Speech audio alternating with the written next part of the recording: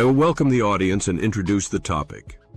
The legacy of Fred Hampton and Frederick Douglass, revolutionary leaders who changed the world.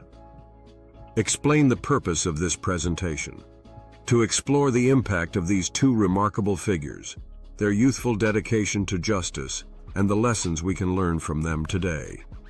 Briefly introduce yourself and provide the date. The Black Panther Party, that they can do anything they want to us. We might not be back. I might be in jail. I might be anywhere. But when I leave, you can remember I said, with the last words on my lips, I am a revolutionary.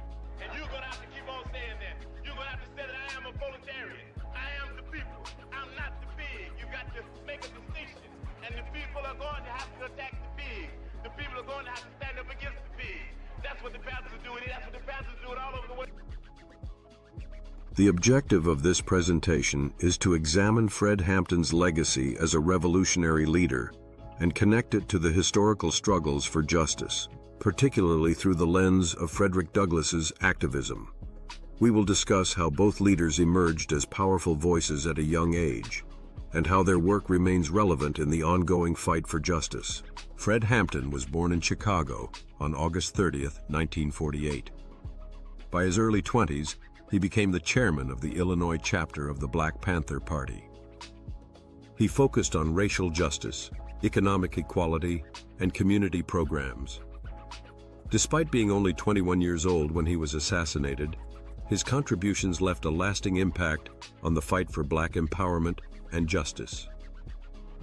Emphasize how extraordinary it was for someone so young to take on such a leadership role. Born in 1818 in Maryland, Frederick Douglass was enslaved for the first 20 years of his life. Escaping slavery at 20, he became one of the most powerful abolitionist leaders in American history. He used his voice and writing to advocate for racial equality, women's rights, and an end to slavery. He became a national and international figure, publishing influential works and establishing newspapers like the North Star. His ability to rise from enslavement to one of the greatest orators and activists of his time demonstrates the power of perseverance and leadership. Both men began their activism in their early 20s, proving that youth can be a powerful force for change. Fred Hampton focused on grassroots organizing, uniting diverse groups under a common cause for justice. Frederick Douglass used his personal experiences and eloquence to challenge systemic oppression and advocate for policy changes. Despite being from different eras, their dedication to justice, leadership, and fearless pursuit of equality connect them. Can you think of other young leaders in history or today who have used their voices for change? And Hampton's leadership in the Black Panther Party was transformational. The Rainbow Coalition's first alliance was between the Young Patriots, an American leftist organization of mostly white Southerners from uptown Chicago, and the Black Panthers by Bob Lee. Hampton then incorporated the Young Lords, a Puerto Rican organization, the Blackstone Rangers, a street gang. The Rainbow Coalition soon included various radical socialist community groups like the Lincoln Park Poor People's Coalition and Rising Up Angry, a radical youth movement organized as a militant community organization based in working-class communities in Chicago. He created the Rainbow Coalition, uniting Black, white, and Latino communities to fight against economic and racial injustice. He was instrumental in launching free breakfast programs, healthcare initiatives, and educational programs. His speeches and leadership made him a target of the FBI's COINTELPRO, which led to his assassination in 1969. The level of leadership he demonstrated at just 21 years old is remarkable and speaks to the power of young leaders in shaping social movements. Speaker notes: Douglass was a powerful orator and writer who challenged slavery and systemic racism. His narrative of the life of Frederick Douglass became a foundational text in the abolitionist movement. He advised U.S. presidents, including Abraham Lincoln, and played a crucial role in advocating for Black citizenship after the Civil War. His newspaper, the North Star, gave a platform to marginalized voices and pushed for justice through media. Douglass, like Hampton, recognized the power of knowledge, organizing, and speaking out against injustice. And Fred Hampton mobilized entire communities and built strong coalitions before the age of 21.